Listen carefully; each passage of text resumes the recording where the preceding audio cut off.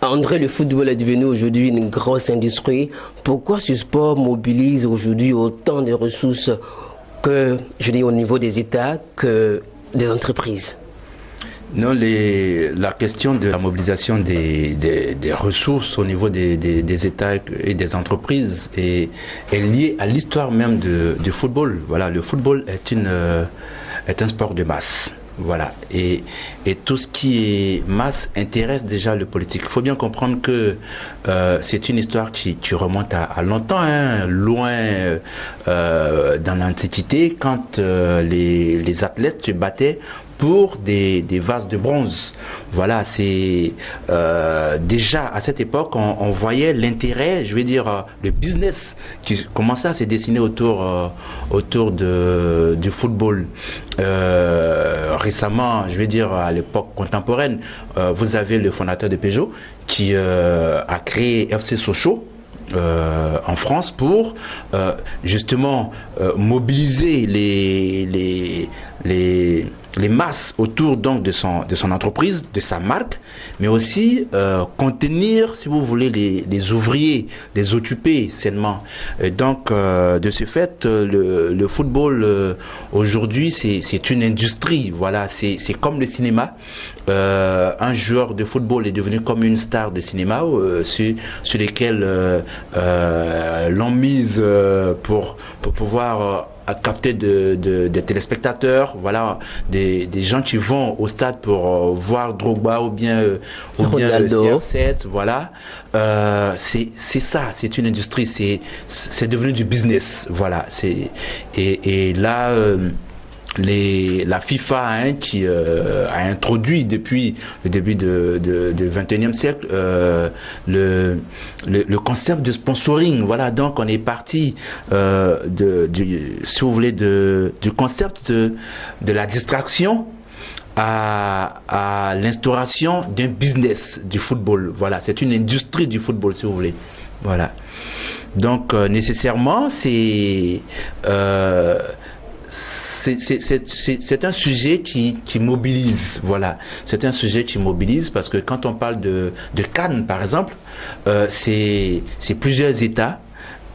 Donc il faut voir la masse humaine au niveau de ces, je crois, combien d'États là qui sont 15 pays. Voilà, qui sont toutes les équipes qui sont en compétition, c'est toute une masse autour. Donc les droits télé, tout ça c'est important pour les entreprises. Il y a aussi ce qu'on appelle, on reviendra sans doute dessus, mais il y a ce qu'on appelle le sportwear.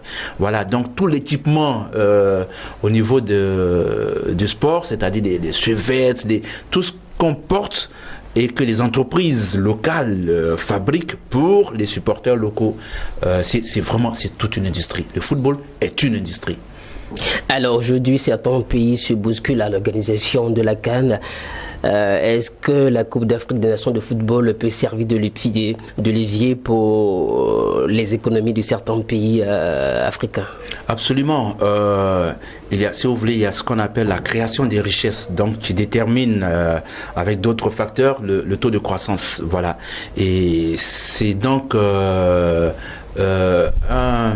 levier, je vais dire un instrument, voilà, aujourd'hui que certains dirigeants utilisent pour pouvoir accroître le taux de croissance, sinon le PIB, voilà, parce que c'est l'ensemble des richesses produites au sein d'un pays.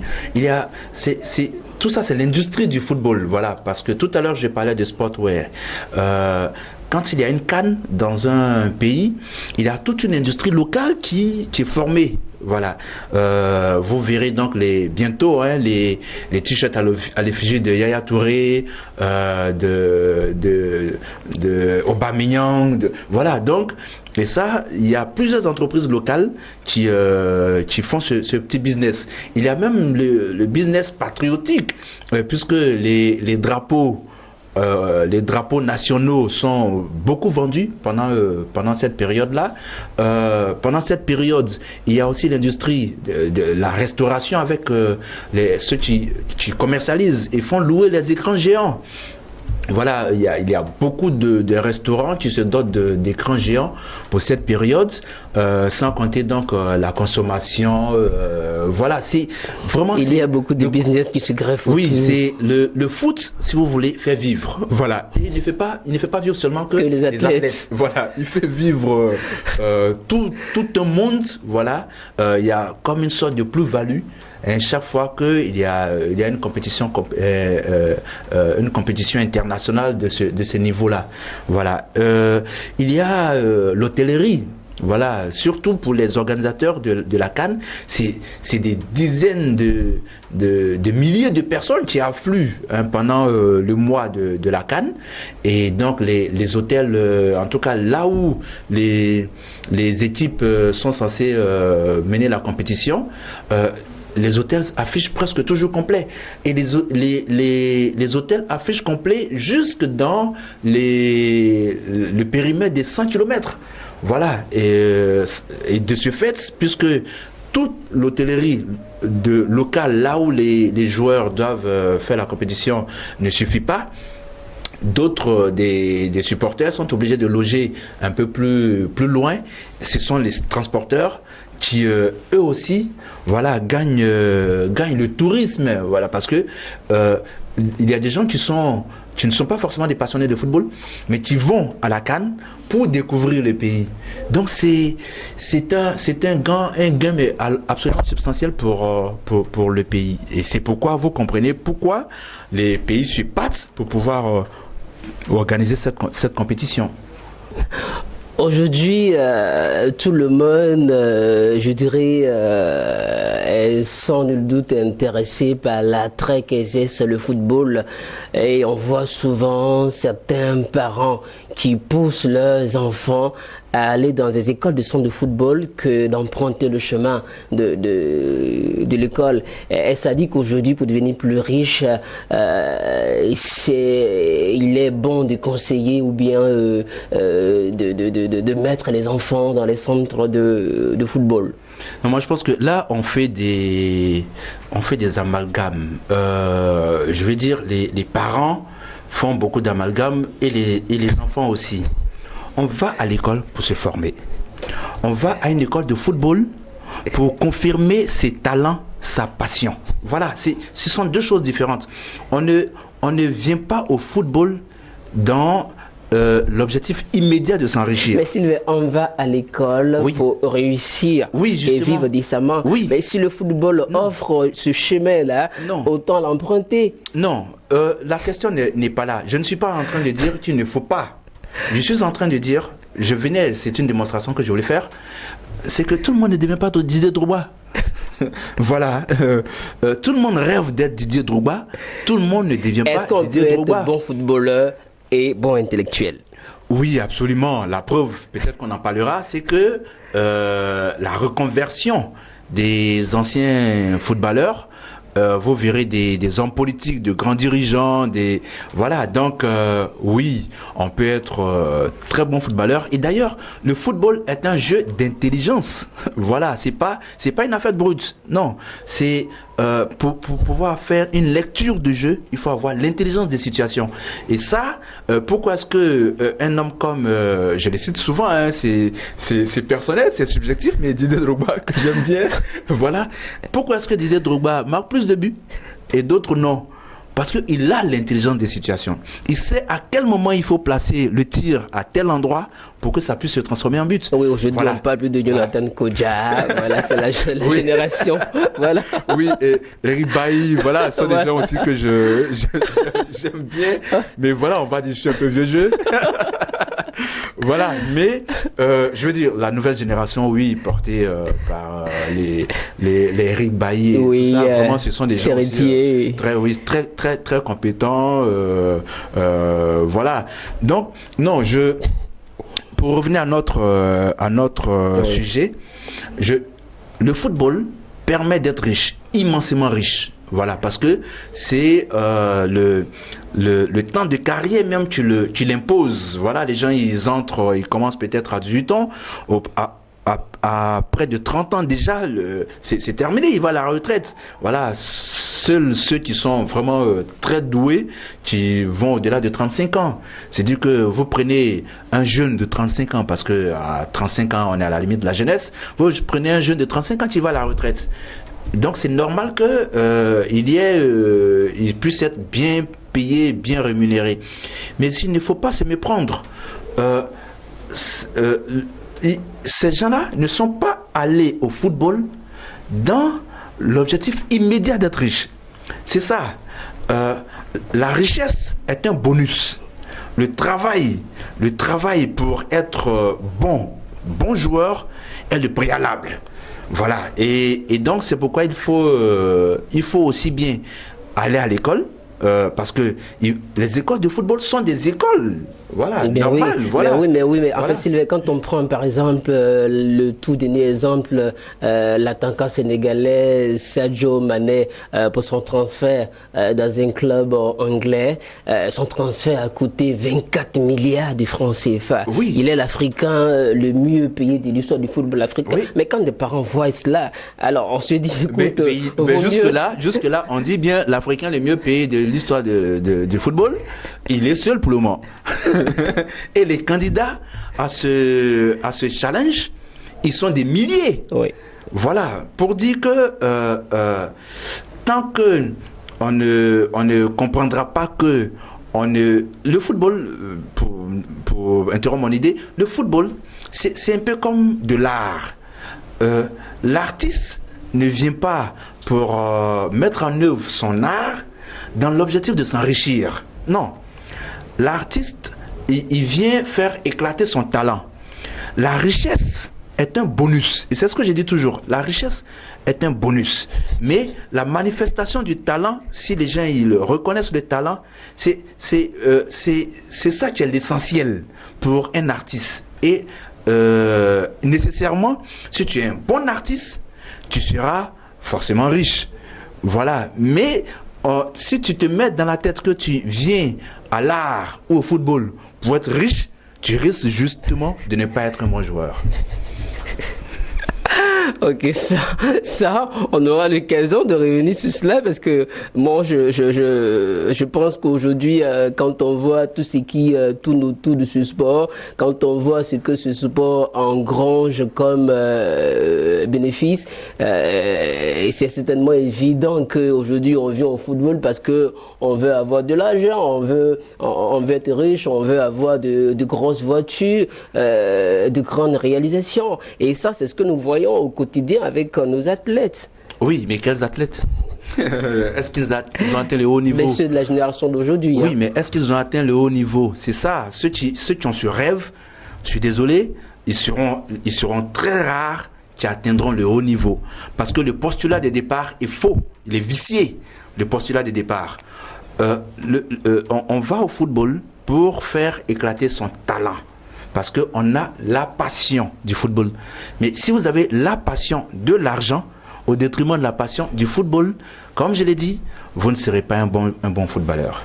Alors, les footballeurs en fin de carrière, on évoquait la question tout à l'heure. Alors, comment voyez-vous l'introduction du sportif dans l'économie africaine? Oui, si vous voulez, bon, là vous parlez de sportifs, sinon on pourrait aussi citer l'exemple de Haile Gebrselassie, qui est l'un des hommes les plus puissants aujourd'hui de son pays. Mais bon, je pense qu'on parle de football.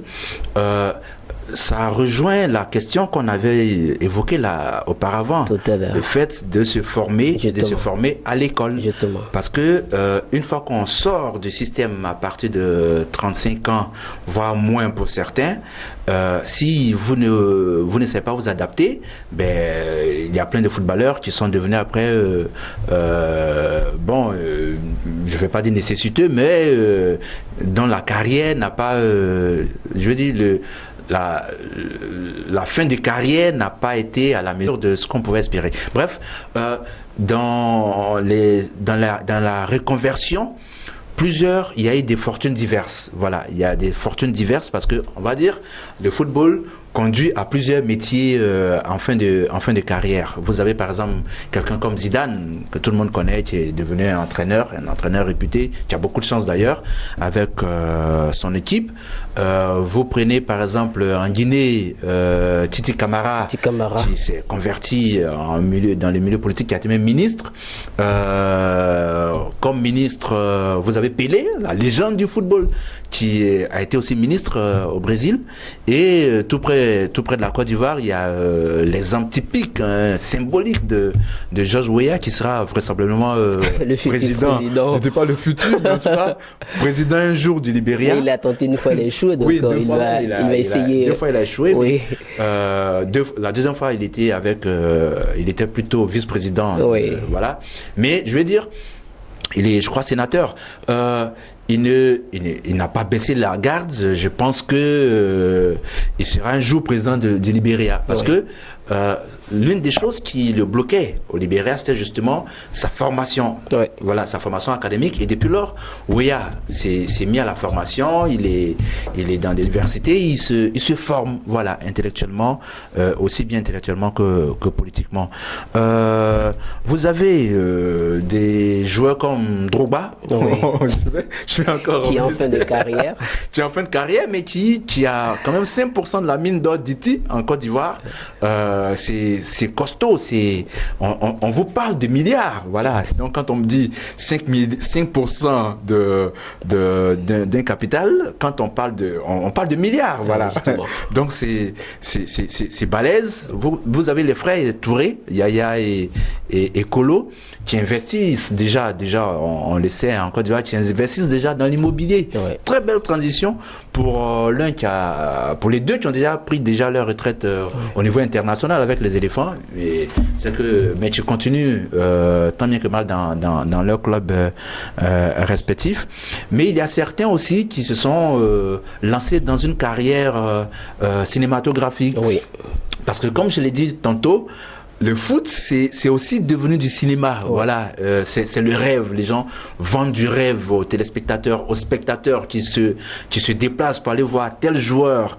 Quand vous voyez Zidane et Okocha, par exemple, faire la gestuelle, parce que il y a les journalistes parleraient d'expression corporelle, de langage corporel. Ça existe aussi dans le football. La façon de se promener avec le ballon, les gestes tactiques, tout ça, c'est du cinéma. Voilà. Et donc, ils l'ont si bien compris que quand vous prenez quelqu'un comme Cantona, il est devenu acteur de cinéma, dans un degré moindre, Franck Leboeuf, par exemple, tous les deux sont devenus des acteurs. Pour dire que le football n'est pas une fin quand on est en fin de carrière. Voilà, c'est une transition qui permet à des gens de faire éclater leur talent ailleurs. Alors, ce qu'il faut savoir, c'est que cette génération de footballeurs dont tu viens de citer, quand on regarde un peu leur histoire, on se rend compte qu'ils sont tous partis du centre de formation, c'est-à-dire que la base, c'est l'école. Oui. Voilà, justement. Ah oui, c'est important parce que, vous savez, je dis toujours, ça vaut aussi bien pour le journalisme que pour le football. Vous pouvez être un très bon journaliste par intuition, mais tant que vous ne vous approchez pas de certaines écoles pour apprendre, vous penserez par exemple que en disant Mariam joue balle, on vous comprend. Mais en fait, c'est Mariam joue à la balle qu'il fallait dire. Oui. Voilà, ce sont deux choses différentes. Justement. Et donc, il faut aller dans les centres de formation pour avoir quelques petits secrets, voilà, la stratégie, la méthode, comment maintenir, comment conserver la balle, comment ne pas s'essouffler facilement. Vous voyez par exemple d'anciens joueurs qui prenaient seuls le ballon, qui couraient, driblaient tout le monde, et puis au moment où il doit passer à l'action décisive, il doit essouffler parce que justement on l'a pas formé à se conserver lui-même. Ah, voilà. Donc tout ça c'est important. La formation, c'est important. Alors, après 1984, la Côte d'Ivoire accueille la compétition, c'est-à-dire la Coupe d'Afrique des Nations de football en 2021. Quel pari économique et sportif pour la Côte d'Ivoire? Moi, j'ajouterais le pari aussi diplomatique, politique, parce que quand on accueille une CAN, il y a le rayonnement international qui va avec. Mais sur le plan sportif et surtout économique, il faut bien comprendre que la CAN, c'est des milliards. Voilà, c'est des milliards. Je sais que déjà en 2014, je crois que pas moins de 1,5 million ont été distribués aux équipes. Mais avant d'en arriver là, il faut bien comprendre que le pays a entrepris de construire des stades. Voilà. Donc, c'est ce qu'on appelle la création des richesses. Donc, l'amélioration du taux de croissance par les grands travaux. Ça aussi, ce sont des grands travaux parce que quand vous prenez par exemple le stade des Bimpe, qui est un stade olympique, c'est pas moins de 67,5 milliards de francs CFA. Donc, c'est un stade, construire un stade, c'est la main d'œuvre, c'est la cimenterie, c'est le béton, c'est les fils, c'est le fer, c'est tout un fourmillement de petits business autour. Voilà. Sans compter justement, c'est un aspect qu'il faut pas oublier, sans compter la purge des droits coutumiers. Oui. Donc les propriétaires locaux, donc les villageois, eux aussi ont une part de la manne de ce stade-là. Ouais. Et quand vous prenez plusieurs stades qui seront soit réhabilités ou construits, vous voyez combien de fois il y a une création des richesses. Okay. Donc ça, sur ce plan déjà, c'est vraiment important. Voilà. Ok. Alors justement, est-ce que vous avez une idée de combien va gagner le pays qui remporte la Coupe d'Afrique des Nations de football 2017? Non, 2017, je ne sais pas très bien. Je sais que dans les années passées, on n'avait pas moins de 10 millions, 10 millions de dollars que les équipes se sont partagées pour la CAN 2015. Oui. Voilà. Et le vainqueur a eu 1,5 million. Voilà. Quand vous multipliez, vous prenez une moyenne de 500, vous voyez un peu ce que ça donne. On ne parle de milliards de francs CFA. Le finaliste en 2015 a eu 1 million de dollars. Voilà, 1 million de dollars. Si vous voulez, on est à peu près à 500 millions si on multiplie par 500. Okay. 500 millions de francs CFA. Pour le finaliste, pas pour les vainqueurs. Les vainqueurs, c'était 3 fois 1,5 million de dollars. Donc, ce sont de grandes sommes, de fortes sommes. Mais ça, c'est sans compter, bien sûr, ce que le pays lui-même donne aux joueurs, aux athlètes, voilà, et à toute l'équipe technique, les dirigeants qui accompagnent. C'est un business.